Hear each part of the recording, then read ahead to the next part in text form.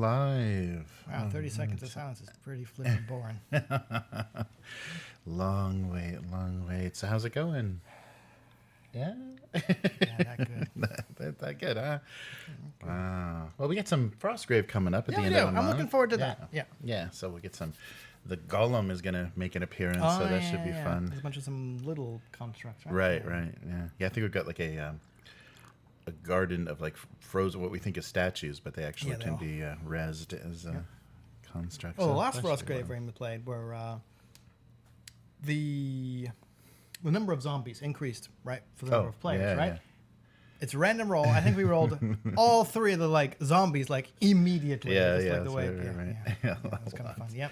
Lots of zombies, and then we also did the spawn the random monster for treasure rolls. Yeah, that was interesting because like when you investigate a corpse token in that one, you roll to reveal what it is. And if it's a zombie, it immediately pops up and you're in combat with it.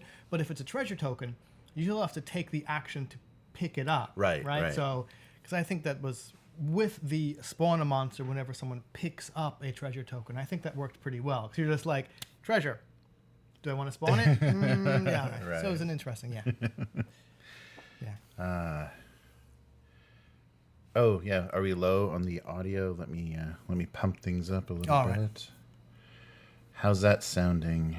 Yeah, maybe I got my headphones jacked up, so I got a full sense. Yeah, I got the figured out what that sound was. It was the wire on the actual speaker system because we had some feedback. Okay. Last time, so yeah, let me turn down my. I did notice that there's a new mic cable plug in this one. Yes, yeah, I had to change. I thought that was the problem, so I just changed all the cables out. Yes, so... new equipment. If only we did that at work. Oh, that'd be cool, huh? Is that better? There we go. Oh. All right. Yeah, so we'll be doing some of that. And there's a week before that, some Infinity. I'm not sure how many people will show up, but yeah, we'll do some more Infinity. And yeah, and please stop by if you're free on that Sunday. I think you'd like to... I think you'd I would very much like to observe a game of Infinity, right? Because it sounds like... what you've said, okay, cool. Our sounds good, right? Sounds like what you've said. There's a lot of emergent complexity, right? Which I think is pretty cool. Yeah, and it gets pretty deep too. Like once your points for your force gets large enough, because then you have fire teams and they have all these bonuses, but they need coherency. And as soon as you take losses, you switch leaders, and so you have like teams within teams. Like you have and they have certain bonuses, so you need to kind of strategically, because they can activate all at the same time and do all kinds of stuff. So you really have to think. Well, now you've unsold me on it. Now you've unsold me. I just want to show up and blast it, and just like, oh man, I gotta think. But if the forces are small enough, you're playing a small enough side, it's much more straightforward. But the strategy and stuff really does get crazy. And then plus there's like mechs and stuff. There's like large remotes, and then kind of like tanks, like legged tanks and stuff. I forget what they're called. Walkers. Yeah, kind of that kind of stuff. So yeah, and also that the other thing that's interesting about it is the two levels of combat, where there's like basically like hacking and physical combat. So you can be shooting at something, or you can just be freezing it in place, with it. And so you can decide. Based on, so you have to like announce a faction, but you don't have to announce what's in it. Based on the scenario, you can say, okay, I'm going to go all hacking on this, and then there's nothing hackable on that side. So it kind of reminds me of deck building stuff, right? With like Magic, and then later Netrunner, or I'm sure any other kind of deck building thing. You're like, okay, there are any number of like strategies you could kind of go, but then if you specialize too much, you run the risk of your opponent, just through kind of sheer chance, picking something that you can affect. Right. And then you're like, off. Right? Some decks are like hard counters to other ones, and some don't have any effect. Yeah, right. Oh, so you're doing that, are you? Gee, you should have gone more general, right? Yeah. So we'll see. So we unboxed Outgunned Adventure on stream, and again, great components. They did a nice job, and also so. When we played that quick start, the thing that Matt noticed is, wait a minute, all the enemies lost their special abilities, so they're flatter and easier and less capable.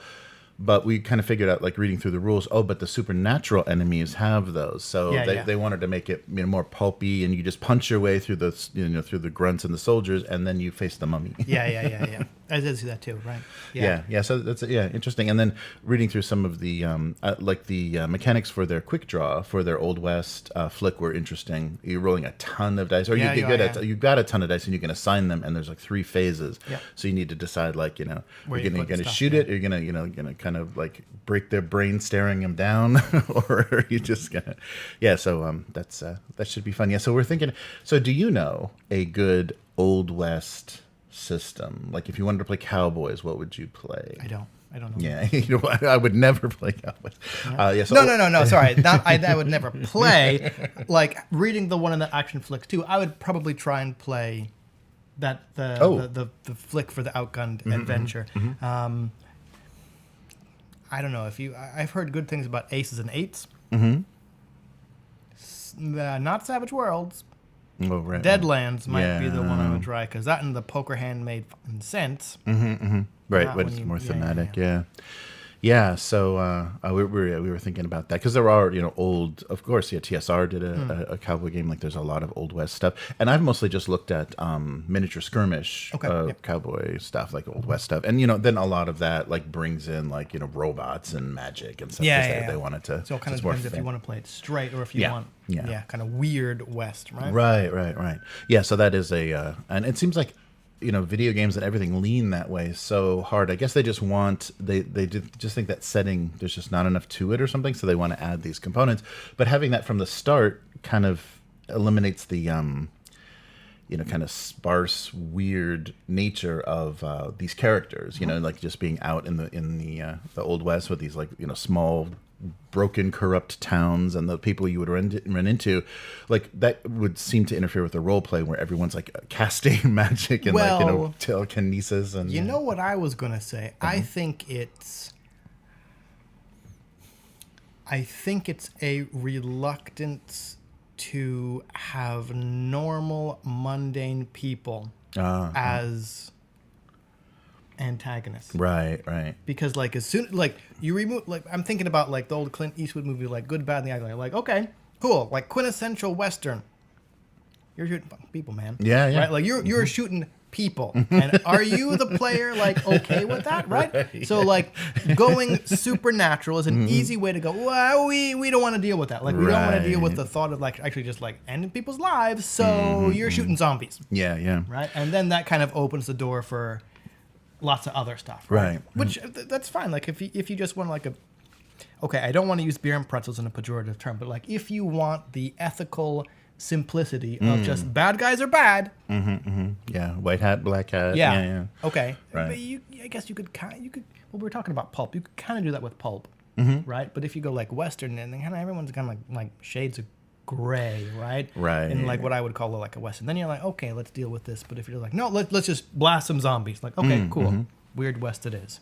Yeah, I was watching a bunch of spaghetti westerns recently, and was thinking about that and kind of what they tried to do, like what fell apart and what they tried to do, like the transition from the 70s to the 80s. Because I think the attempt of the Dirty Harry movies from the 70s was to take that, so the loose cannon renegade cop is the gunslinger that has his own principles. Like he comes into town, he's not an outlaw, he's not aligned with the sheriff, so he's opposed to everything. And they were trying to kind of do that early on with Dirty Harry, and then by the 80s it's just like I just gun everybody down, and it just became this like weird power fantasy for baby boomers, to have gun will win kind of a logic. But in the 70s, the first 3 70s Dirty Harry movies, you could see they were trying. He was trying to capture. I think Clint Eastwood has spent his whole career trying to capture what was done in those 70s spaghetti westerns and the kind of character that he played, and he kind of keeps trying to come back to that, like Pale Rider and the other the first one that he directed. He's trying to recapture that, and I think the American sensibility, you need that outsider. Yeah, I think you need that the Italian perspective of the Old West culture that helped like make it more iconic and make it more symbolic, and not you didn't get caught in kind of American politics and thinking and but yeah, those movies are great. So we're just thinking about what would be a good Old West system, and to play it straight like that. So if you took magic out of it, there's not going to be magic in it, then you avoid stepping on all the weird like Native Americans. Like that too. Yeah, like that too. The magic is mystic shamanism. So you don't.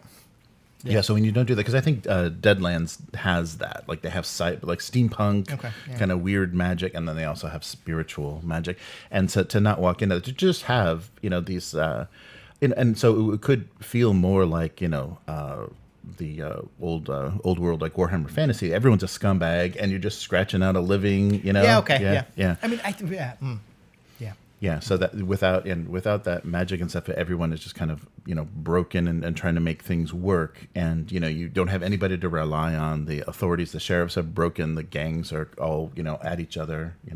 So yeah, but we'll see for what we can come up with. Yeah, but it sounds like something that would be fun, and it might be worth trying the outgunned version of that to see like how that works. I think they very clearly say in the outgun thing like you're the hero.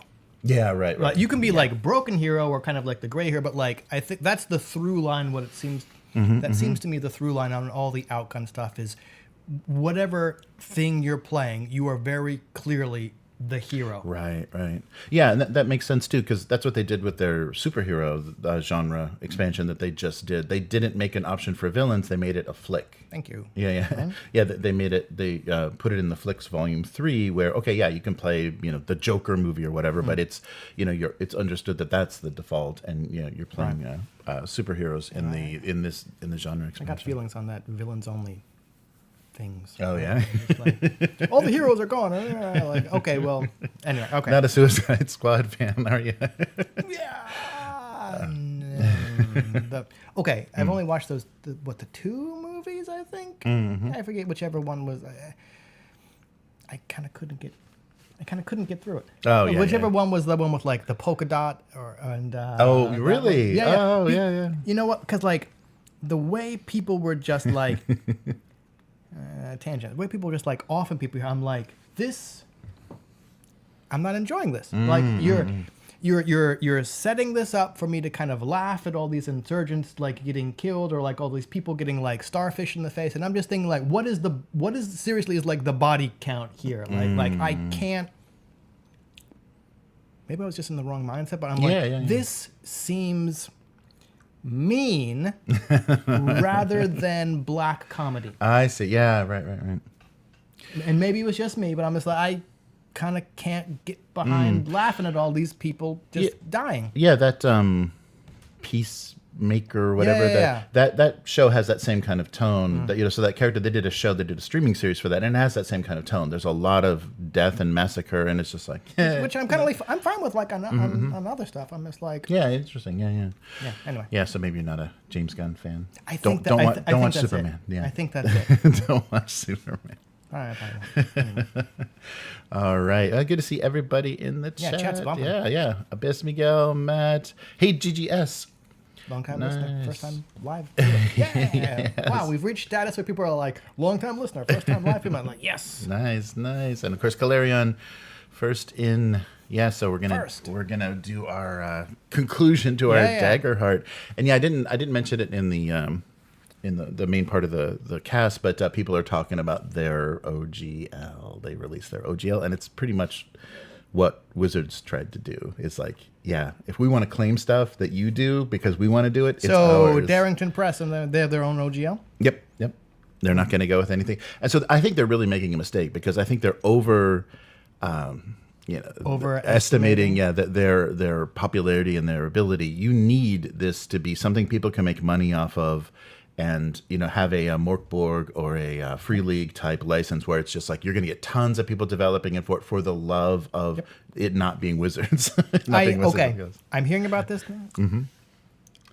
I haven't looked at what they put out, so I kind of can't really comment. Apart from the fact where I agree with you, like one of those completely open things, like Morkborg, or there's like, people really like this, so we're not going to try and make money off your stuff. And you know, have people make a third party developing making, because that's only going to increase the popularity of it. I think they're just assuming they're going to walk into second or third most popular fantasy RPG place, which I don't think is going to happen. I think Paizo's got too much of a hold with Pathfinder, so they're going to be a distant third, fourth, fifth. And if they have a license that nobody wants to develop for, I mean, I can understand. Probably they had legal advice and business advice from people that said, don't make the mistake of like Warcraft 3, where you like let people develop for it and then they make a game that's better than yours and competes with yours using your engine, using your system. So don't make the mistake of having someone like usurp everything you are trying to do here. But at the same time, you're not I understand wanting to protect your IP. Don't know if there's enough IP in Desert Heart for there to be a protection. And that's not like, that's okay. I said it kind of snarkily. I honestly don't know, right? How much IP for like fantasy stuff is left after WotC claiming all the like Owlbear and Delisted and what, like what's left? Right. You can't trademark Tyrant or anything. Anyway. Yeah, legally distinct fantasy. Yeah, that's what we're dealing with though, because a lot of the monsters and stuff, and especially because the world that we built is corrupted, right? So everything is kind of combination of things. So all of the kind of the passive, vegetarian or omnivore creatures are now vicious predators. They all have, teeth and horns and are trying to eat you. And so that's, we're making legally distinct owlbears and things by combining. Bear owls. Bear owls. Yes. Hawk ursids or whatever. Anyway, all right. Yes, so we'll see. We'll wrap that up and then see where, and then probably do kind of a postmortem, because we did after the first session. Everyone was just like, okay, this, and this about the system. Everyone had like real strong opinions about how it played and how it worked. So we'll do that maybe as like a formal stream. I think that would be or pretty something. good. Yeah. Yeah, just to see, because we're nobody has big 5e alliances or is super anti just like I think we've driven those people away. Yeah, right. So we'll have a nice kind of in between the two. They're not really any huge loyalties. So yeah, we'll see. Loyalty to us. We'll see, to fun, and we'll see how that goes. All right, so let's get started for this week. Yeah, good to see everybody in the chat. So let's do this. Welcome to the Weekly. I'm Jeremy. I'm Chris. And this week on the Weekly... Wish my voice hadn't broken. You're just growing up. So CMON sells Zombicide. So that's not great. That's original IP. All right. Warhammer goes down. The website fails. Okay. WotC has help wanted, so I'm gonna give you like a preliminary screening interview, see if you're qualified for any of these positions. And new Chaosium CEO, so a lot of kind of tabletop RPG business. Mike Morrow's still there? Yeah, no, that's the change. Yeah, he's headed for I don't know if it's greener pastures, but it's other pastures. So let's start with the and this is kind of they were victims of their own financial incompetency and tariffs and things. CMON sells their flagship Zombicide IP to Asmodee. Okay. So is that how the correct pronunciation? I don't know. I don't know. I say Asmodee because it should have a. I think they're Europeans. They should have some mark over there. But Asmodee, I don't know. Is that like kind of like? I think they're European. It's fine if we can say what we want. Yeah. So so CMON is not doing well. They're kind of troubled, and I think they relied too much on this never-ending Kickstarter thing. So they're selling one of their original board game IPs. I don't know how many others they have, but Zombicide. So Asmodee is picking that up. That was announced on June 10th. The interesting thing is it's going to be operated under the Guillotine Games, which is already branded. That was the like the character designer, the illustrator that does all the character work and stuff is from the French studio. So Guillotine Games is going to maintain it. So it's going to be, it's not going to be just no more CMON logo on the boxes, but they're going to continue to produce the whole series of Zombicide because it's actually quite a big franchise. They've produced a lot of content for it. So from Guillotine Games. So Asmodee's communication manager, Xavier Audoin, maybe? How many languages do you think he has to speak to actually take that job? Yeah, right. So he says, we have acquired the IP, which gives us the full rights to the existing range of games, as well as the opportunity to develop new titles. And they are holding back, though. This deal does not include everything that's been developed for Zombicide because there are some additional licensing things. So they produced 2 comic book tie-ins for the games that are going to remain with CMON. Marvel Zombies, the Zombicide version of Marvel, plus the DC version. So Okay. Zombie Superman, Zombie Spider-Man are going to what- stay there. So, Little I know about those Marvel zombies is, okay, I guess that was something completely separate, right? right, and it's a And separate then license. It makes sense for Zombicide to go, oh, cool, can we use those? Right, so I understand. Yeah, So, they've got an existing license, and maybe that's just not transferable. And that was probably making them the most money at the end, is recognizable IP as opposed to their original stuff. So those tie-in games are not going to move. They'll stay managed with CMON. Another quote is, there are no employee transfers included in this deal. No additional hires are needed to support the existing game portfolio. And he suggests that there won't be much disruption for customers. We already handled the distribution of CMON games in many geographies, so it's going to be available kind of the same way. So Zombicide first appeared in 2012 and had a very successful, one of the early big successes, $781,000. So that with the halcyon days of Ameritrash board games, so they basically kicked it off. So miniatures packed, lightweight dungeon crawler board game, kind of a breakout hit, and it sparked this huge takeover of crowdfunding of like more and more, like other companies got involved, and studios that were only miniatures, miniature studios decided, or even like painting studios decided, well, let's make some miniatures, let's make board games, and then the whole thing just started. And unfortunately, they got into that cycle where they were like 2 projects in that hadn't been fulfilled, and they're doing another one. So well, people, you got to keep it going. And keep like backing. chat saying, like Zombicide is kind of overrated. I've played Zombicide, fine, but yeah, like. How much stuff did they make for it, and was it necessary? Yeah. And so the writer at Wargamer, I believe, or I agree wholeheartedly with this opinion. So the best board games should all come with stacks of plastic components. The more plastic, the better the game. It doesn't. The rules don't matter. Whatever. It's just got a lot of plastic. It's a As brilliant someone who game. is struggling to create games based on rules, I find that incredibly disappointing. Hey, it's my roots. It's my white trash Ameritrash roots. But Blood Rage, Rising Sun, and ANKH, the Gods of Egypt, were kind of Rising Sun was about Japan. Yes, it was big successes for them. Those have been sold to Tabletop Tycoon. We talked about that a few episodes ago. And so CMON faced a bunch of difficulties. They were delisted from the Hong Kong Stock Exchange after not being able to produce financials for the first quarter of 2025. And so Asmodee itself, though, did become an independent company separate from Embracer. And Embracer said, oh, yeah, here's all this debt, too. Why don't you take this, $1 billion of debt? I really don't get how that works or how people are allowed to do that. Right. Anyway, all right. Hey, it just happened. It's going to happen with Discovery Time Warner too. They're going to hand off. They're separating streaming movies and everything else, and the cable channels and everything are just going to get the debt. So All right, cool. There you go. You guys deal with that because you got subscribers that we don't, or agreements in place.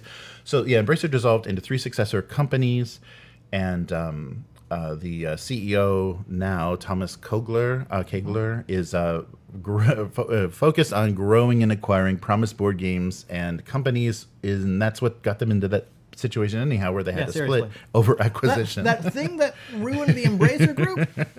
Keep on doing That's what we're going to do. Asmodee, right? yes. All And so, we talked about Asmodee just recently rebranding with their new logo. Which I actually like, apart from that one little tagline and the thing at the bottom. Right. Yeah. All right.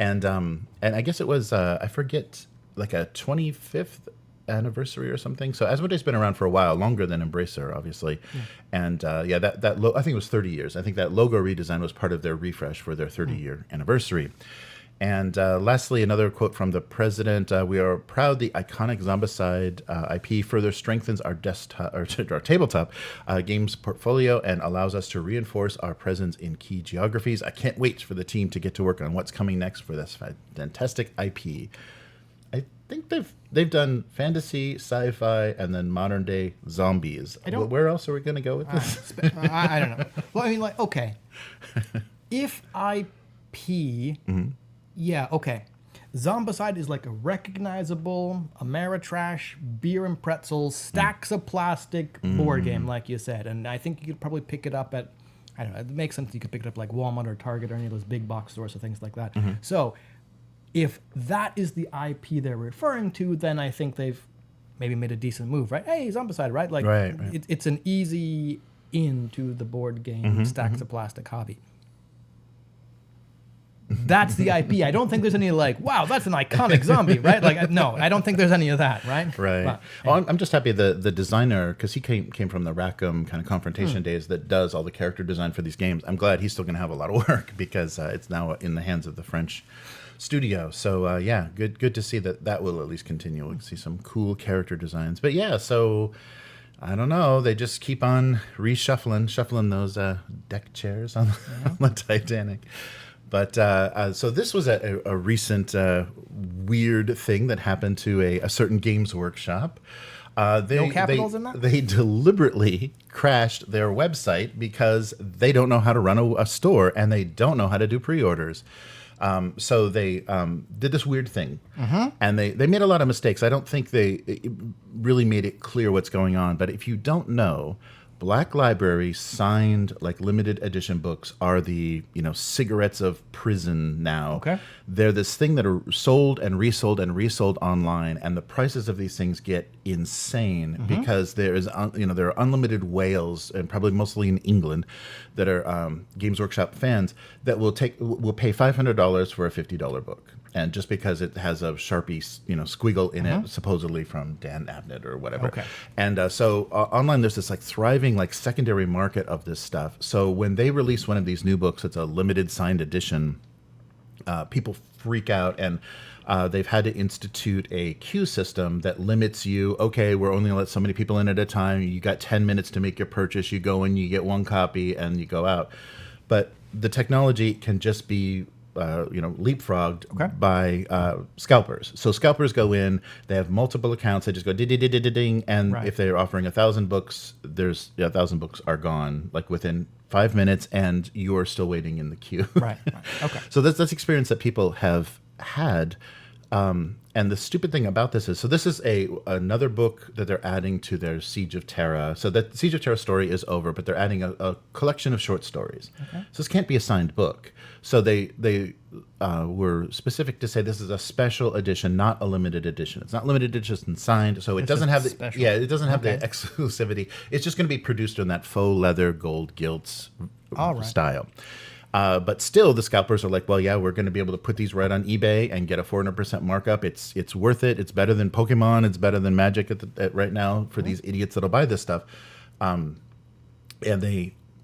the weird thing that they did now is instead of releasing it just as a pre-order regularly that just goes through the time zones, they said it's going to be released especially for England, like in the evening for Great Britain. At this time, everybody is going in on this one time that it's available. So of course the scalpers only had one target then, and they just jumped on that and bought everything. Because when it was regional, I think they broke up, is that they've only have 1,000 books. They give a few to each time zone, and probably 1 through 100 are available only in the UK or only at physical stores or whatever. Like, you don't get a high number on these limited editions if you're buying it in an off zone. But they put it all together, and of course the scalpers jumped right on it. The bots are in there. The website goes down immediately, and no comment, nothing. We're just waiting. People are like, okay, so did it get sold out? What happened? But that means they took down their entire store, and it was close to maybe 6 hours, nothing. And then when it came back up, most of the buy buttons and things were grayed out, so they weren't even selling anything. No, they weren't selling anything at all, and all of the Black Library was unpurchasable because they were trying to work things out. Finally, on their Facebook of all places, they posted. So the book that people were after was Era of Ruin, which was just a collection of short stories based on this Siege of Terra story arc. And so they say, you might have noticed that we've paused Warhammer.com for a period. Here's why. Today we launched our pre-order for the much anticipated special edition. Special edition means it's not 1,000. It's probably they could do 10,000. It doesn't have to be a limited quantity. They could produce as many as they need. Unfortunately, Games Workshop is so bad at pre-orders that pre-orders they ask for 6 months out.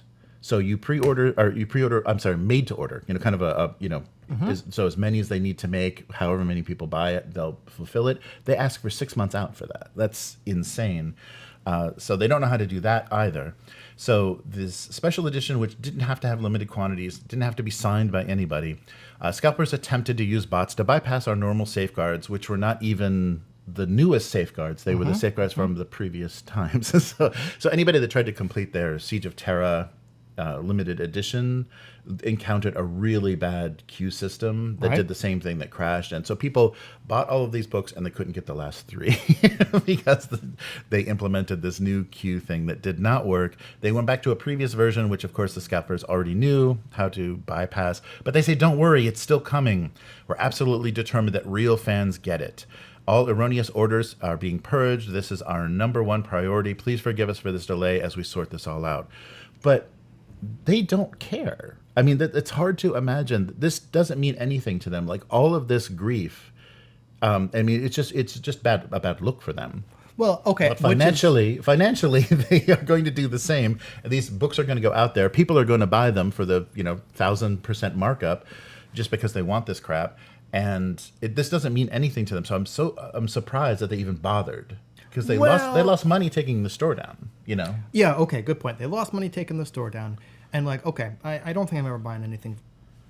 Never say never, right? I do like their contrast paints, right? I was going to say, never going to buy anything. I don't only buy stuff from the store. But what you said about it being a bad look is why they should care, right? Yeah. Okay, like someone bought, they got the money, right? Presumably for all these pre-orders and all the books that scalpers bought, right? So on the one hand, they wouldn't care, but if it's gotten, I have to think, if it's gotten to the point where it's this incredibly bad press now, they would take this action, because if they don't, they're going to lose customers. Yeah. Right? Okay, sure. Maybe the scammers with their scalpers with their bots are buying all these books, but if enough bad press happens, people are going to say, I'm not going to buy these paints. Or I'm not going to buy that, right? So I guess that's gotten to the point where they are worried that they will lose customers and they have to do something. Right. And I guess because, being a public company, that, public opinion does, can have an effect on shareholders and things, or at least the enthusiasm or doubts from shareholders. But it's really silly. This is a really ridiculous. And they also had trouble with the same thing with special edition, army boxes and stuff. Those would get immediately sold out. The nice thing that they now have changed, but the nice thing was, like I was saying, in each region, they have a few. So in Japan, you kind of got first dibs, and something was always available. So I would imagine why they changed it is because the students and kind of the wackadoo expats that are here trying to steal copper from construction sites are the same guys that are going to, buy 10 of these and then I'll list them on an auction site to make money because I don't have a real legitimate reason to exist here. So that kind of stuff was probably happening, students, foreign students and stuff in Japan were probably, selling these to wherever. So that's why they consolidated it to one place. But they weren't clear, I think, with people that were buying it, that this isn't some sort of, super limited, super special version. This is a special edition, which now they're producing tons of, and those don't sell out. Those don't, they sit on the store for weeks because they aren't 1,000 copies. Their special edition is, who knows? They don't say how much it's limited to. But this whole thing was very silly that they shifted to this and expected anything but this outcome. Of course, this is exactly what was going to happen. If you didn't change the technology, or if you're not doing anything different, it's going to be a repeat of the last 10 special edition releases that you've done. You're expecting some large behemoth company right, as complex and bureaucratic as the Empire to be we should change our approach. And, no. And you got to know, it's probably seriously one guy. There's probably one administrator dealing with this, and he's what do I do? It's take it down. It's a guy sitting on a yacht saying, take it down. But yeah, so this is just silly. So the Games Workshop team went on to say, so they caught this happening in real time and pulled Warhammer.com offline, which is very weird because and the weird thing is they're forcing everybody to buy from them on that website because they're really treating the brick and mortar game stores like shit that that aren't Warhammer stores. So it's very it's a very odd situation, and people even go into, for these special orders, people even, when the timing is, works out and a physical store is open, a Warhammer store is open, they'll go there to pre-order it because they think that that'll get them around a queue or that'll make it easier. So people were literally standing in line at a physical store or at Warhammer World waiting for this because of how they scheduled the release. So yeah, it's just silly, and I don't know why they because extra protections like CAPTCHA and some of those, like click on the stop lights and stuff, they've already figured out how to bypass all of that stuff. So there's literally discords that are just like, okay, here's scumbags, point your bots at this thing is coming up, and they coordinate these attacks like this. And it's just because they've created this insane FOMO that goes beyond anything they could even profit from. It's like, third-party sellers are making probably more profit than Games Workshop is from these releases, because they've created this like insane demand and these like frothing fans that want, and everything has to have a special version. Like everything has to have a weird. Games Workshop isn't unique in that, but yes. Anyway. So they didn't do anything special. This was just kind of silly. So now they're going to quietly like send emails out and say, oh, it's back for sale. And what they're probably going to do is, because it's not a limited release, they're just going to overproduce for it, and a ton of people are going to buy them. The funny thing, though, is this was the first time with one of these situations where they didn't just let the scumbags, clean them out. And while you're waiting in the queue, to buy this thing, you can just go over to eBay or Mercari or Yahoo Auctions. Like, oh, look, there's 20 available already for 10 times, for 1,000% markup.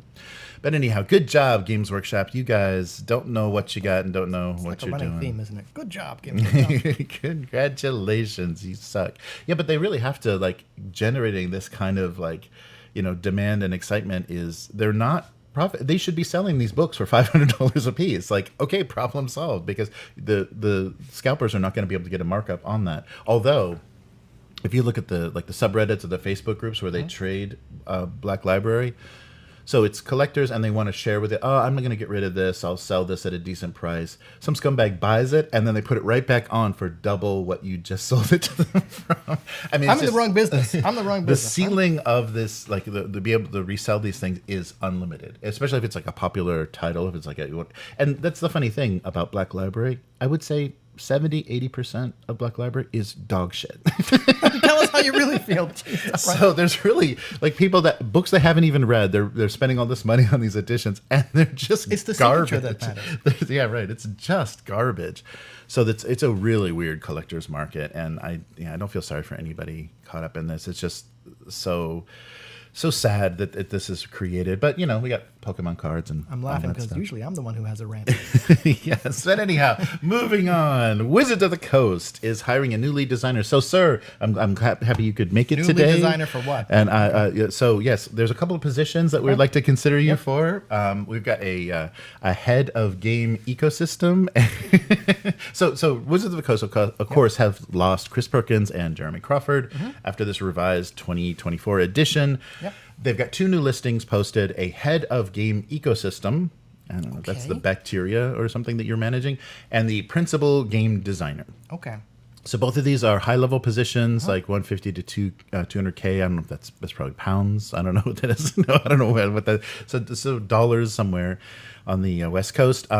So yeah, you're doing product execution for Dungeons and Dragons. So you need 8.5 years of experience in game design. So you have that. You qualify there. We'll let you let you through on that. If you squint, yeah, sure. So Jesse Lanzillo, which is the replacement of what was it, president or whatever for D&D, replacement of our wonderful. I'm blanking on his name. Kyle. Right. Okay. Kyle's replacement. Yep. Had already made that statement that we're not going to be replacing Crawford or Perkins. There's a group of people that are just going to kind of assume all of those duties that are nameless, so that we don't have the whole problem. Yeah. Okay. Right. But we do have these two job listings. So for the principal game designer, they're going to lead the execution of D&D's major brand releases. These tentpole projects span analog and digital expressions and may include setting, rules-adjacent systems, adventures, platform-native features. The role architects and stewards, this role architects and stewards the design vision of the sophisticated product suites, working closely with the design lead, so you're not going to be designing anything, editorial, rules leadership, and digital teams to ensure cohesion and quality across every player touch point. So are you moving to the northwest? Pass. Yeah, okay. I don't even know what that means. Yeah, I know. It's just a bunch of nonsense. So yeah, basically you'll do execution of multiple SKUs. You'll structure the content development plans, guide the designers, collaborate rule design, act as a primary design voice for the products, and partner with the executive producer. Oh, I guess that's who Jesse is as executive producer and head of product. Okay, so that doesn't sound like what you want to do. No. Okay, so how about head of game ecosystem? This is a crucial leadership position responsible for driving the complete design and evolution of Dungeons & Dragons game system. This role ensures consistency across game releases, both physical and digital, preserving the integrity of the rules and the mechanics while encouraging innovation. So you will design and drive a long-term vision, own the rules roadmap, propose and lead the ecosystem forward product initiatives, lead and mentor a team of game designers. Ooh, you could mentor. Partner closely with the product management, develop frameworks, and represent D&D systems, visions internally and externally, acting as the voice of authority and alignment across all design efforts. Does that sound like something you'd be interested in? I don't even know what that is. Nope. All right. Well, anyhow, yeah. So neither of those are actually creative positions. It's basically like logistics and management, and it's like no, yes, no, yeah. Yeah. So you're merely carrying out the you're executing these orders and basically coordinating, like, because they're going to be doing video games and who knows what, streaming series and stuff, and you got to make sure the owlbears are all owlbearing. Owlbearing. All right. Good stuff. Yeah. So not a game director, just kind of a rules supervisor, but you'll be working directly with the CEO, or not the CEO, the CEO of D&D. But anyhow, yeah. So sorry you're not interested. We'll keep your keep your resume in the on trash file. can. Yeah, sure. All right.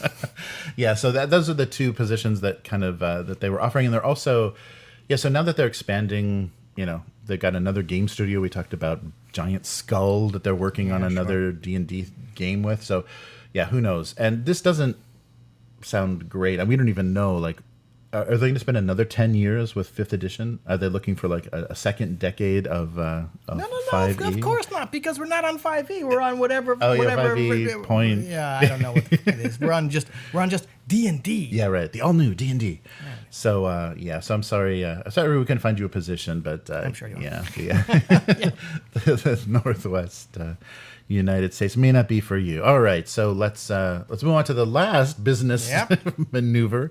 So Chaosium, they named a new CEO and executive producer for their RPGs. So kind of a major staff shuffle, and I didn't realize this is the 50th anniversary of Chaosium. They weren't anything they do will be better than D&D. Yeah, right. They weren't really playing it up. As far as maybe Hasbro shouldn't have. We were talking like Green Ronin's 25th, but this is Chaosium's 50th. And their executive producer, Mike Merrills, is departing.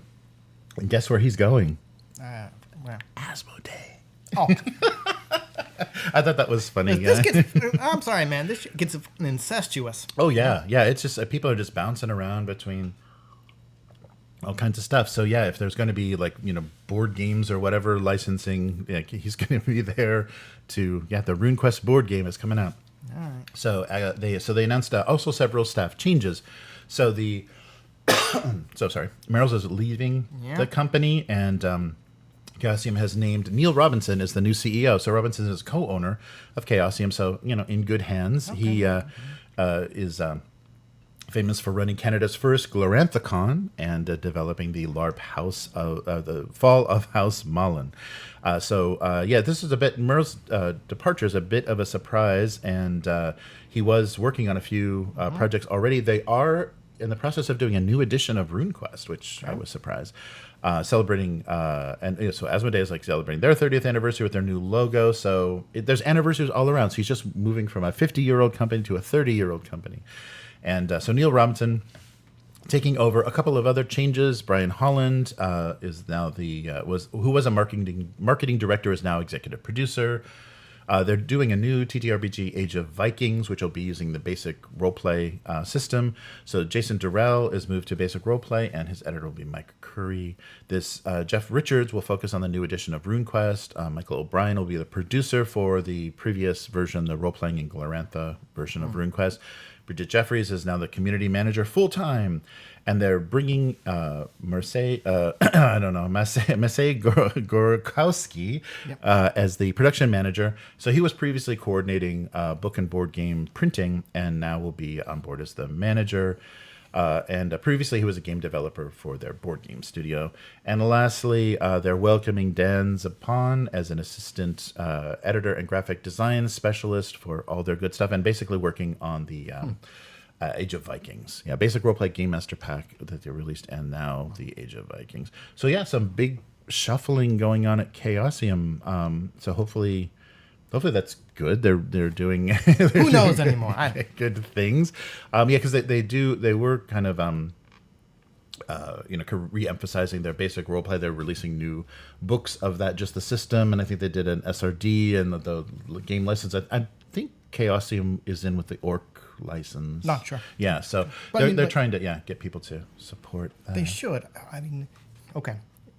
Companies should have tried to capitalize after WotC's giant misstep, right? So, yeah.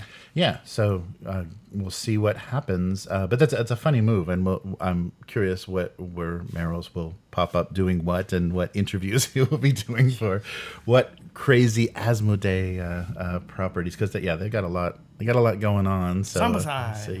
So that's right. Hey, just what a coincidence. He was a big Zombicide fan, so decided to jump ship. Yeah. All right. So that's going to do it for this week. So where can people find you? Social media. I forget the name. No, Blue Sky, and occasionally Instagram, right? Where I don't know. I haven't painted or done anything miniatures related in what feels like a long time, and I should try and get back to it. Yeah. Well, yes. Yeah, I should. Yes, you should. You should. Yeah, you got to at least finish painting your Frostgrave warband. I haven't even done that. I haven't even done that. I am thinking of I don't know. It's nice to assemble them, so I'm thinking of okay, maybe I've got so many Frostgrave figures. I'm thinking just maybe assemble not a new warband, but new miniatures for the warband. Oh, yeah, right. But anyway. Yeah, as we expand, yes. Yep. I got to look at what we need for the next scenario as well. Just a lot of construct control spells. I've seen some really awesome they're mechs or combat suits, but they're made out of beads. Just people are putting together round beads with thin EVA foam for plates, and sometimes the things people make look amazing. So I was those would make some pretty cool constructs, right? But I know what would happen. I'd buy all the supplies and then lose interest and be I've got all these beads to use. Anyway, so yeah. Nice. All right, I'll think about it. But anyway, nice. So how about you? And so I've got probably next week I'll be doing my Abuse Cartoons live stream. So I'll draw my single panel gag cartoon, Domestic Abuse, eat some Japanese snacks from the convenience store. It's mint chocolate chip season, don't you know? Yeah, it is. I saw a mint chocolate chip melon pan, and I'm no. No. Yeah, they get a little crazy.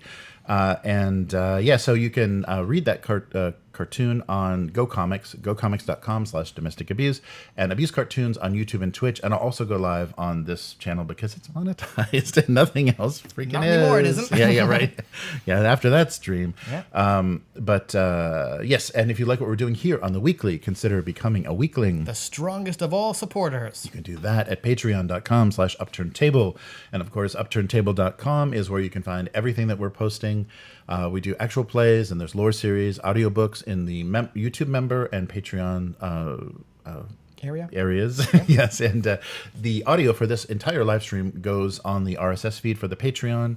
And so you can join YouTube, become a YouTube member below this video. If you're listening to us on the podcast, you can visit the website. We've got links to everything, and of course, Patreon for everything. And basically, the tier for weeklings tells us that you're supporting the weekly and what you want to see on this show. And then there's other tiers to let us know what other content you'd like to see on the channel. More advice for making bots that jumps the Games Workshop queue line. Yes, that's what we're starting. Yeah, so look on our Discord for a way to steal everything from the suckers that wait in digital lines on Warhammer.com. But anyway, that'll do it for this week. We'll be back again next week. Later, mortals. Goodbye.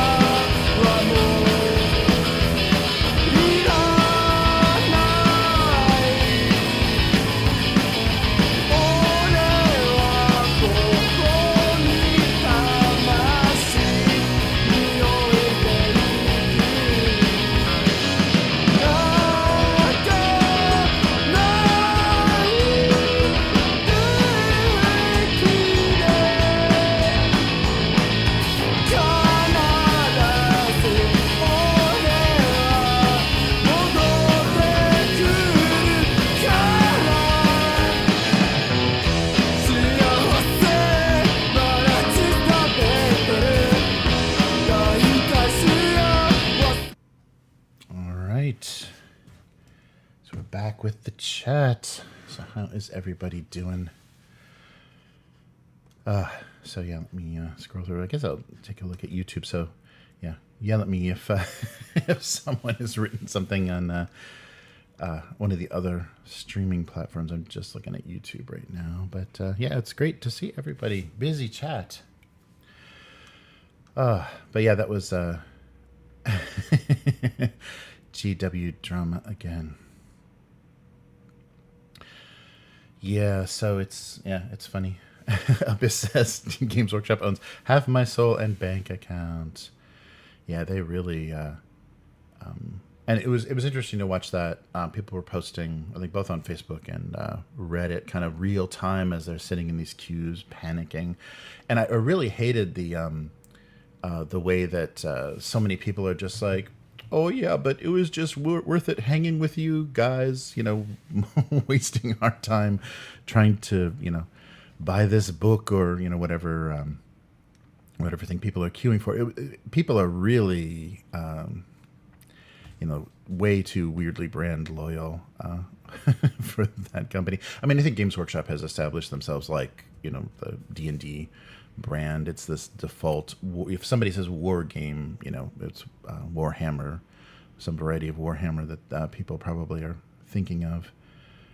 So they are the default brand, and yeah, there's way too much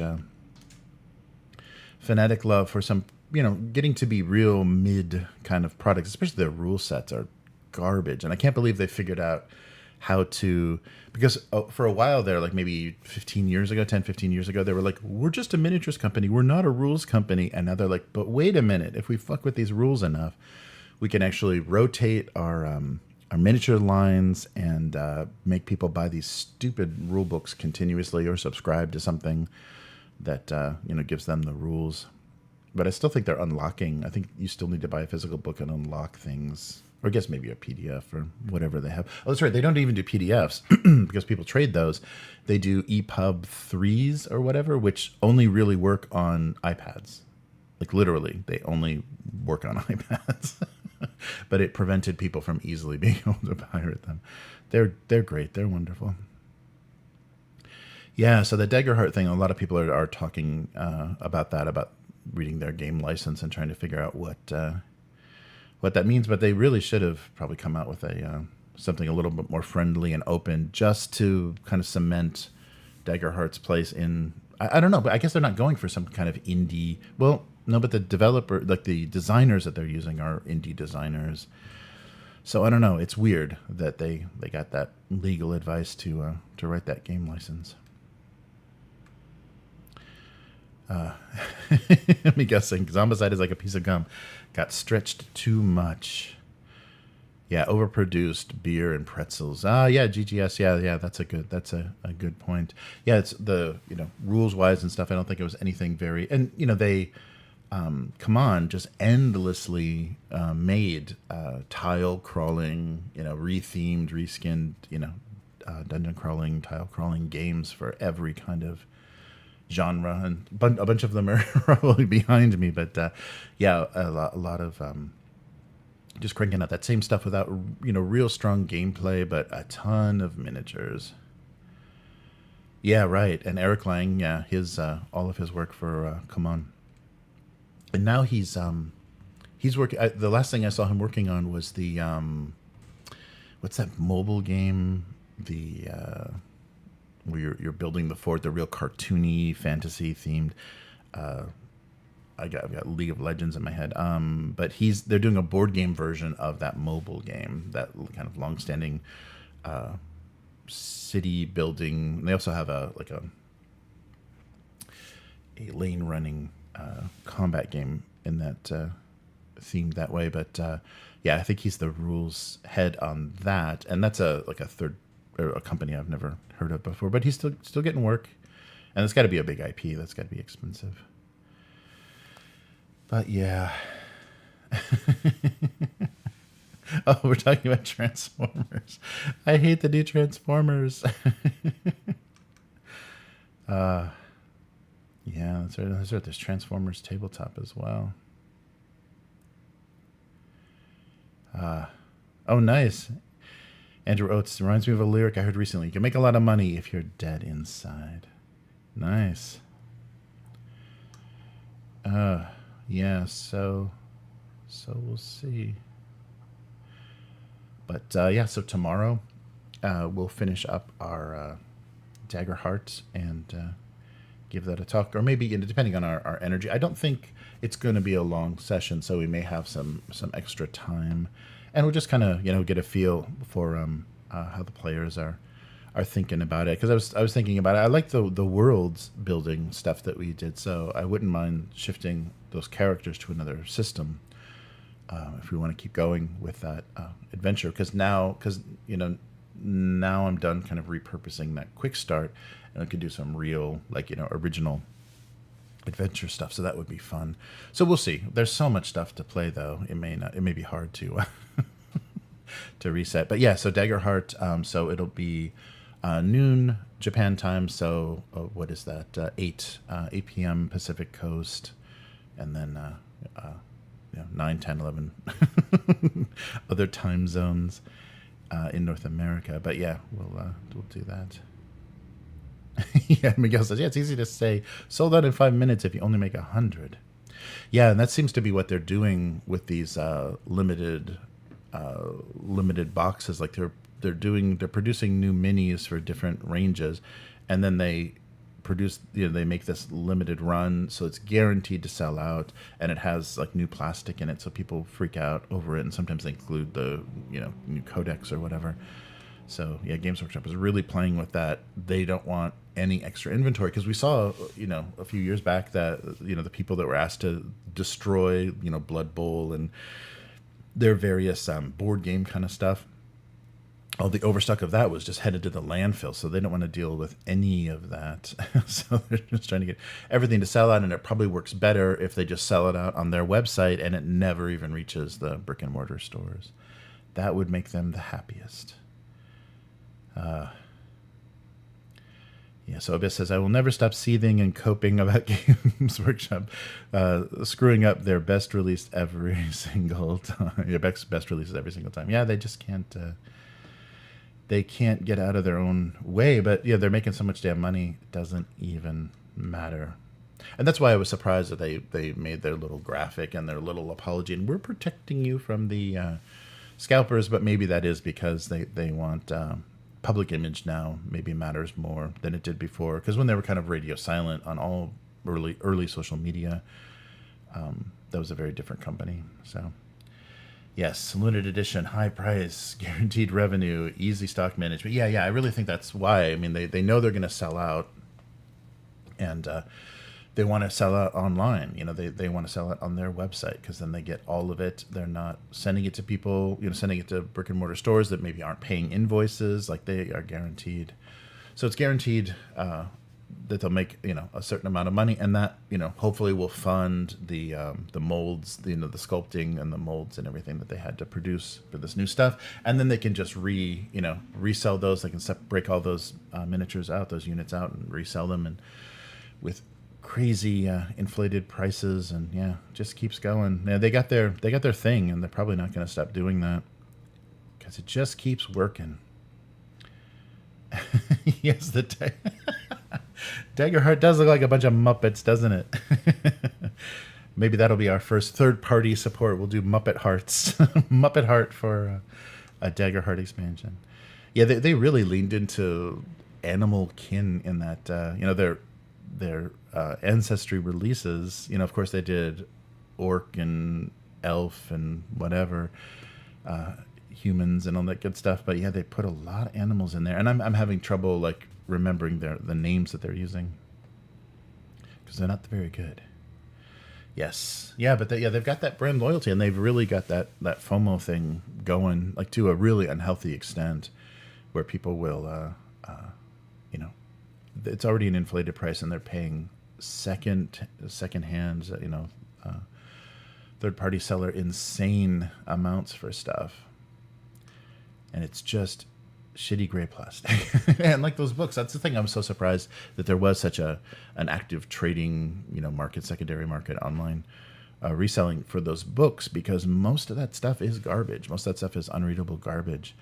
I was just watching a video that was talking about the history of Del Rey, the Del Rey imprint for, I don't know who that was, Random House or one of the big publishers. Did an imprint once fantasy became a thing, and once they kind of realized, hey, wait a minute, all those people that loved the Lord of the Rings novels in the 60s, now let's make a shitty, kind of low level, low effort ripoff on of that, like to exploit that market. And the Terry Brooks novels, the Shannara books, the Sword of Shannara and Elfstones and all that, was the thing that Del Rey that made the fantasy. I guess already they were doing, Del Rey was doing sci-fi because they had the novelization for Star Wars even before the movie was out. So they already had their sci-fi, but they made the kind of fantasy category then for Del Rey and just cranked out crap. That's where you got all the pastiche Conan novels, the all that garbage that was just cranked out. So and that's why I think that's why I stopped taking like more current fantasy and sci-fi seriously in the 80s, because I couldn't tell the difference as a kid, couldn't tell much of a difference between all that trash that was being crapped out by Del Rey and then the like legitimate new voices and things that were emerging in like fantasy and sci-fi. So I had to come to that late because there was just this glut. Like you go into a bookstore and it's just that glut of that stuff. But it really did diminish, I think, people's kind of respect and understanding of that genre and as a separate genre, because when Lord of the Rings was released, there wasn't a fantasy genre. Like that wasn't a thing. It was, especially in the pulp magazines and stuff, it was kind of both, either or, it was the same thing. So that was interesting, talking about the history of that and kind of the scumbaggy, and then, once the publishing industry saw Del Rey's success with that, then everybody was looking for their crap. And I think that's kind of happened again with the young adult market and the licensed novelizations and licensed novels kind of do that same thing, like Halo novels and stuff, all the garbage to support various successful IPs just, kind of pollute bookstores and stuff in fantasy and sci-fi sections. So you don't get, you don't notice the Gene Wolfe or the stuff you should be reading, the stuff that is worthwhile gets buried. And hopefully the internet is, help people be able to sort that. And I think for me, that was the case, is I was able to get better recommendations and see past that glut of stuff. But yeah, it was interesting. I didn't have such a disdain for Del Rey. That was a familiar imprint until I kind of heard that history. It's like, yeah, right. That's exactly what happened. But yeah, cool. All right, take it easy, Miguel. Thanks for hanging out with us. Yeah, that's what immediately Del Rey recognized, and also Wheel of Time though. That was the other publishing house that was their Tor. Yeah, so Tor was established to kind of do what Del Rey did, and even that, I think Tor like kind of pretends to have more legitimacy now. Like they do have some talented writers that they've published, but yeah, Wheel of Time was their Shannara series. Where they just went all in to produce because that was the when they really started cranking out the mass market books. There was no hardcover releases or trade releases. There was a lot of just mass market books. So $3, basically the $3 mass market book is what they wanted to sell, what they wanted to fill the mall bookstores with, and just pollute the market with. And they didn't care what the quality of the books. They didn't care about reviews or anything. They just wanted to do these long series of fantasy and sci-fi that were just crapped out, and those did well for them. So yeah, and I think it was they were kind of taking what pulp magazines and things had done, but just stripping it down and just like very little quality control, and just imitating what there was in the past. And maybe that was so out of that. Maybe like a reaction to that, you got like the George R.R. Martins and the Moorcocks and things that were they were reactionary against Tolkien, but they're also trying to write a better level of fantasy than the Del Rey crap. Cool. But yeah, we will be doing some. Recently picked up. GGS said recently picked up this centenary edition of the Complete Conan. Oh, nice. 1,000 pages. That would be nice. Yeah, that was nice when they were. That was like 2010s, I think, 20 teens. They were.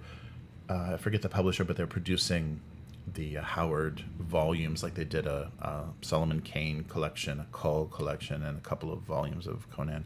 That was nice when they were doing those, and they're doing them in the larger trade editions, soft cover, but still the bigger trade editions. But yeah, that would be very cool. A complete Conan would be excellent. Yeah, but yeah, good stuff. But that was interesting. I didn't know the history of. And the couple that ran Del Rey were a couple of real weirdos. They very eccentric, and they just let them do their thing because they made money. Yeah, they made money for the publisher. So we'll see. But yeah. Oh yeah. GG, how is that different from Pokemon? Okay, yeah, we are playing Pokemon. Okay, that's fine. There's no trainers, but we're all playing as Pokemon. That's what's gonna. Oh, you spoiled it. GGS spoiled it. I was just gonna have you guys all captured in Pokeballs, like you're gonna get to this final battle, and they're just gonna throw these balls out, weaken you, and throw these balls out and capture you. So you'll be. You'll be enslaved to do gladiatorial combat with your trainer. Oh man, that was the whole surprise. And yeah, spoiled now, guys. You were all going to be battle monsters.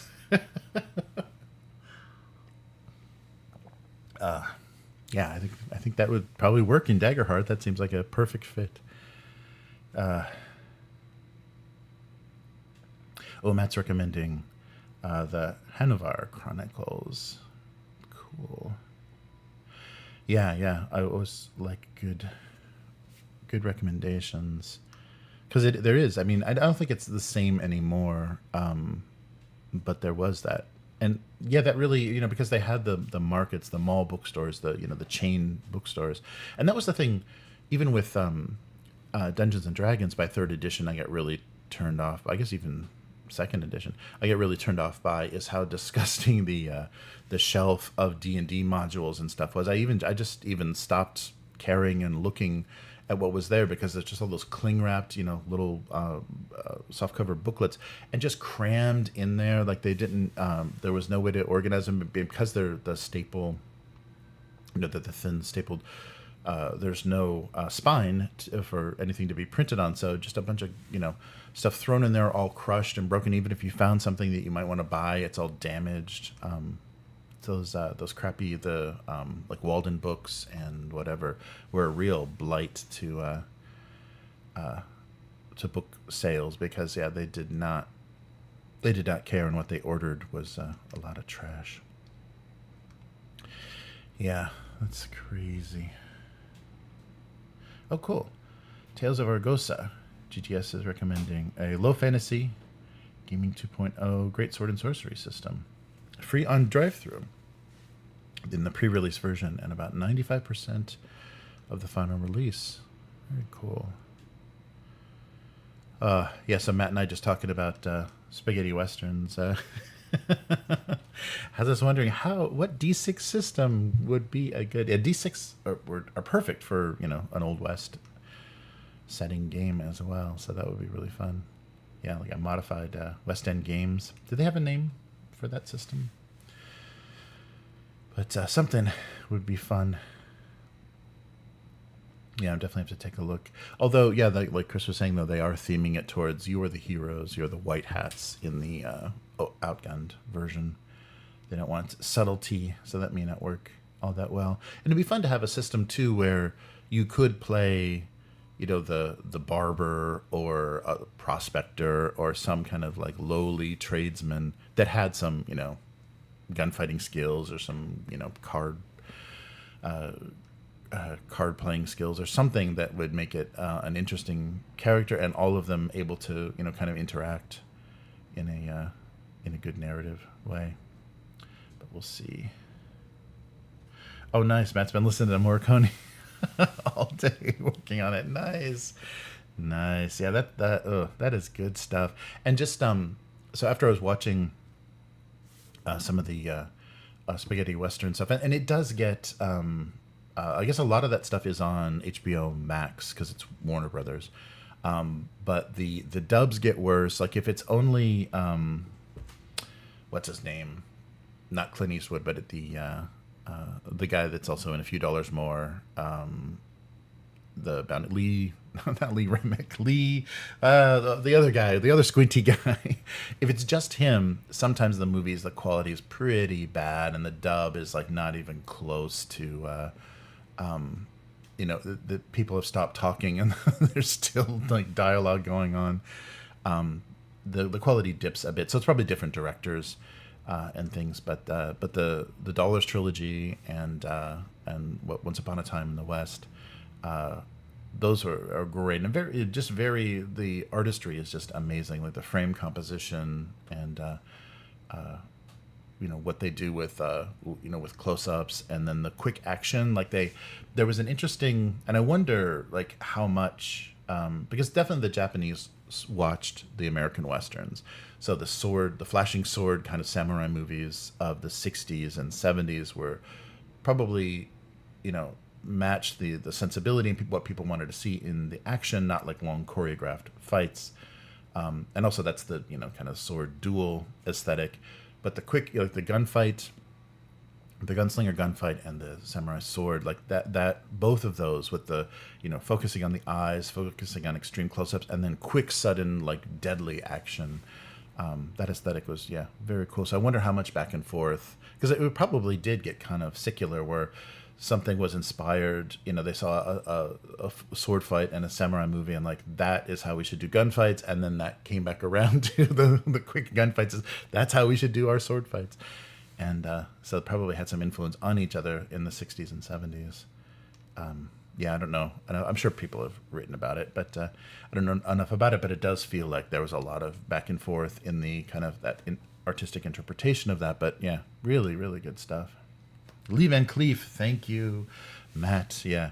Some of the only Lee Van Cleef stuff, the quality dips a little bit, but he's amazing. Like he's great.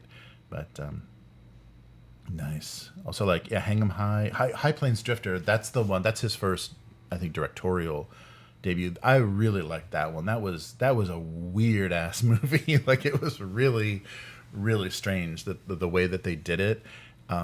And also having the because I think once he wasn't working for the Italian directors, he wanted to reproduce that same kind of enigmatic character that he played in those spaghetti westerns, and he like it was almost like Clint Eastwood came up with a supernatural like component to it, because it's not explained who this guy is, and they don't even name him, like the man with no name. He doesn't get named directly. So like Pale Rider, which was in actually 80s, and High Plains Drifter, they have this weird quality where it's like this avenging angel, this revenant or something. You don't know what this is, but there's like a weird quality to that character that Eastwood started to include in there. And it was Pale Rider is still good, but it's got that the 80s kind of weirdness to it. The tone and stuff is a little bit different, and both Pale Rider and High Plains Drifter have really strange kind of sex politics going on, very rapey, and just it's the that 70s aesthetic of if you can kiss a woman or more than that, she's instantly in love with you because you're so amazing at whatever you did to her. So that gets a little weird. And then Pale Rider has a very uncomfortable scene where like a 14-year-old girl is asking about physical love, and it's like, well, why are we doing this? It didn't have to be. I guess maybe that's more historically accurate, but it was an uncomfortable scene. Age of Adventure, how's it going? Oh, I know. Yeah. So Age of Adventure, what is a good Western RPG? Like what? and something that doesn't. So like we were talking about Deadlands, no steampunk, no Native American spirituality or shaman and magic. Like what would be a gritty, just a bunch of scrappy failed scumbags trying to exist in the tension between the outlaws and the corrupt sheriff, the corrupt the law dogs in a situation. Yeah, there's got to be something. And I think maybe some of the tabletop miniatures games, the tabletop war games, probably did closer to imitating that sort of thing. Things more stripped down. Of course, some of them do go very weird west, and there's that's a miniatures game as well though. That Dracula's America, set in the Old West, so it's the Old West plus the Universal monsters.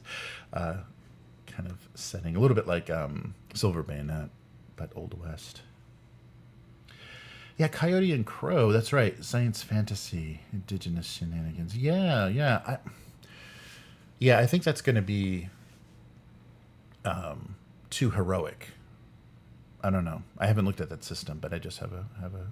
Klaus Kinski did a spaghetti western called The Great Silence. That is like, I love the Klaus Kinski Nosferatu. I loved that his weird presence. So yeah, a western would be good. Great Silence. I'll have to take a look for that.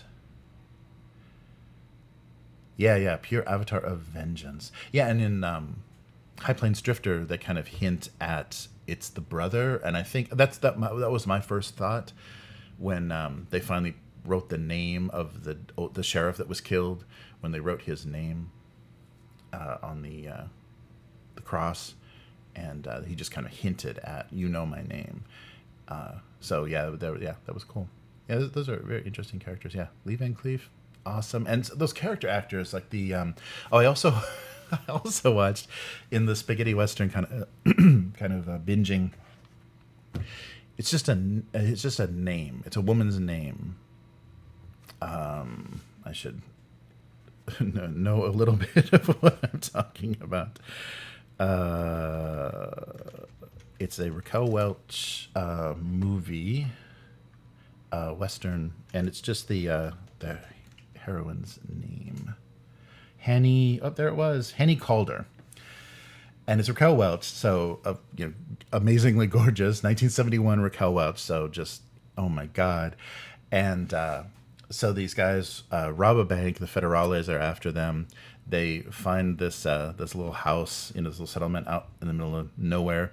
Kill the husband. Find out, there's a wife inside. So it's kind of like a I Spit on Your Grave, like essay revenge story in that way. So they have their way with her, and she stumbles out, sees her husband's dead. Well, she stumbles out of a burning house. So they attack her, burn their house, and she stumbles out only holding a poncho.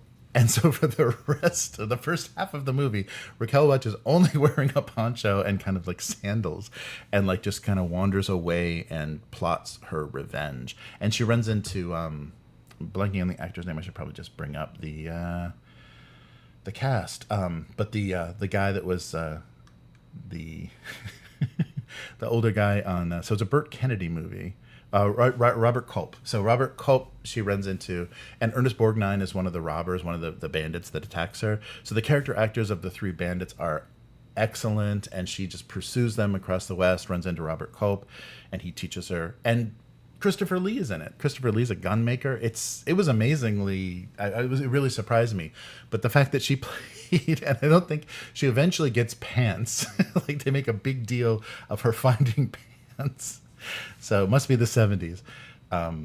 But really, really well done. Like really a fun, kind of satisfying revenge story. And so Hanny Calder. I was surprised by how good that was and how gorgeous Raquel Welch was in the 70s. And how she played, like you didn't even, like you stopped remembering that she's only wearing a poncho until you see her from the side in some of the shots. You're like, oh, that's right. Whoa. So she had a cowboy hat and a poncho for a while. But yeah, very, very surprisingly fun. But yeah, all of that era, all the 70s Western. So a British Western. So it's actually, British produced by Burt Kennedy. So not definitely not a spaghetti western, but good character actors in it. Very interesting cast. And they modify, like, the Christopher Lee character builds her a special gun where she doesn't have to draw the hammer. It's got a second trigger for her middle finger that cocks the hammer. So they build a gun specifically that she can quick draw with. But yeah, good stuff. Yeah, that was a nice. Oh, and Boris Karloff. That's right. Oh no, not Boris Karloff. I'm thinking somebody else. No, that's the production. It was produced by the same guys that have worked with Boris Karloff. Am I right? Where's the cast? Yeah, but good stuff.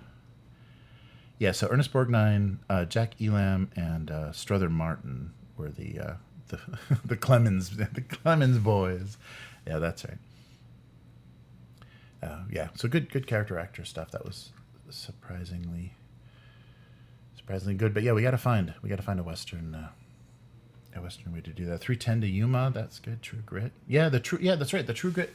Both of those remakes are quite good. It's surprising that because that is so cheap, and I guess it's kind of some of the shitty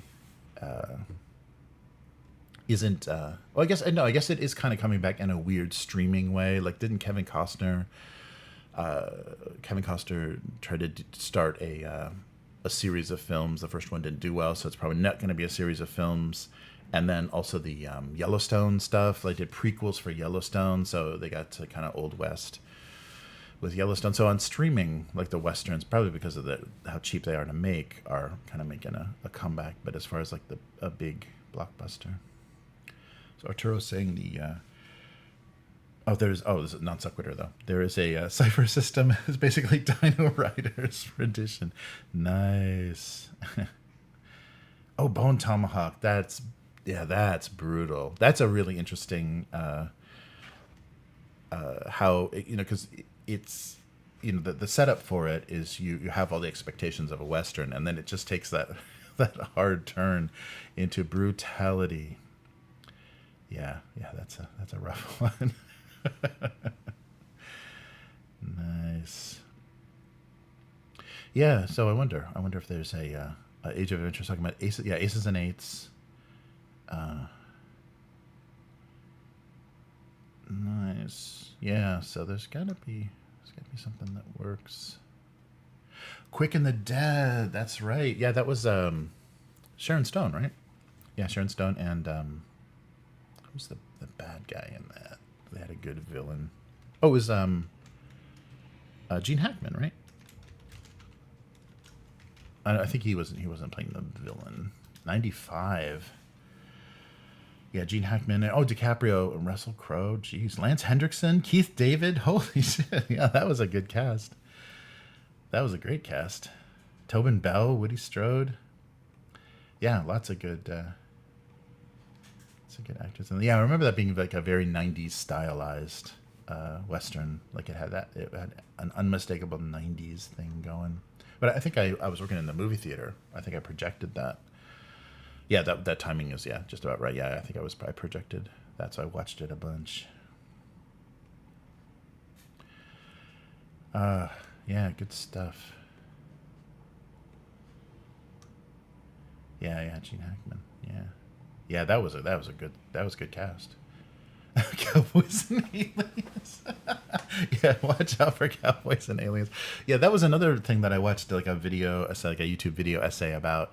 That was like that whole thing was a total con, and I remember it was right after I stopped, like 2007, right after I stopped going to San Diego Comic-Con, when Hollywood kind of moved in, and there was the whole thing of the indie comic creators were going really big. They were like trying to print a book. They're just trying to get a book printed for Comic-Con, so they had a booth with big posters and stuff, because movie studio scouts or whatever, lower execs were walking around looking for stuff to license, not license to option.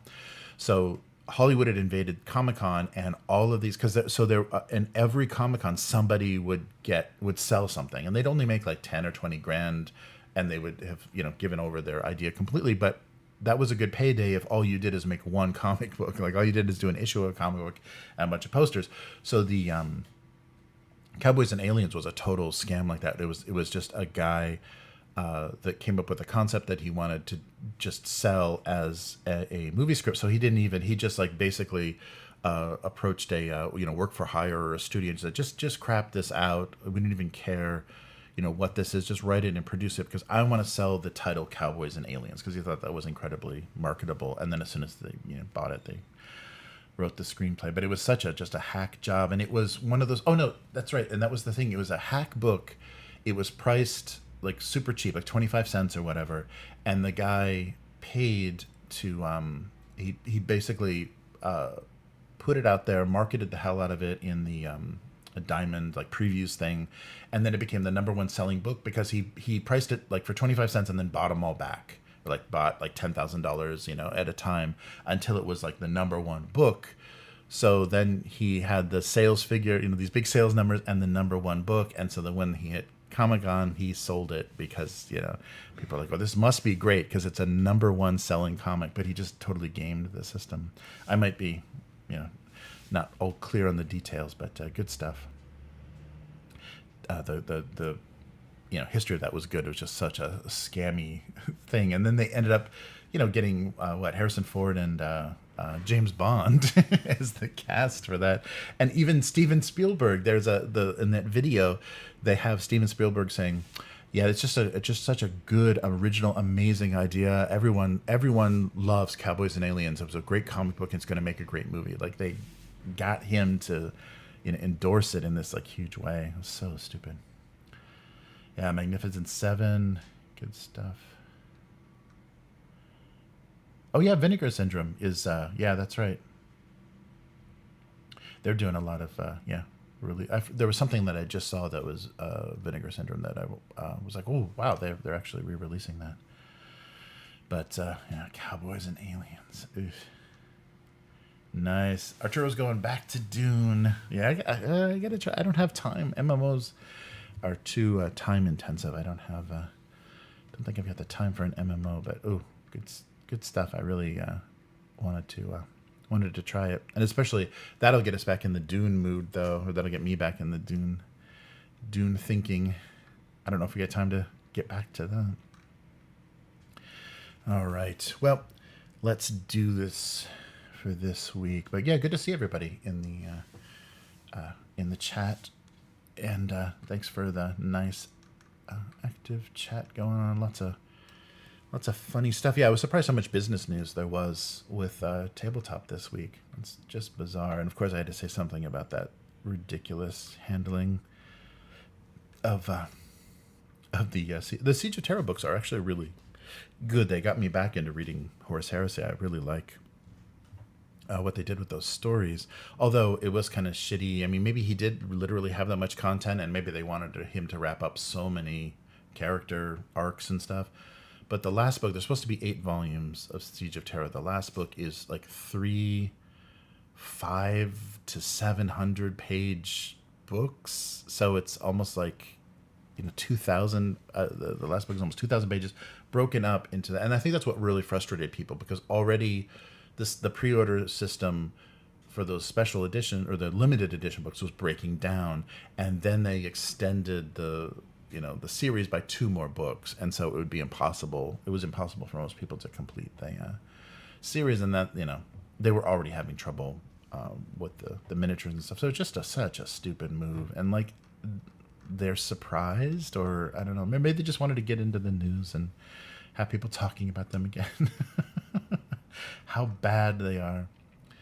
But it's weird that they expected different results than what happened.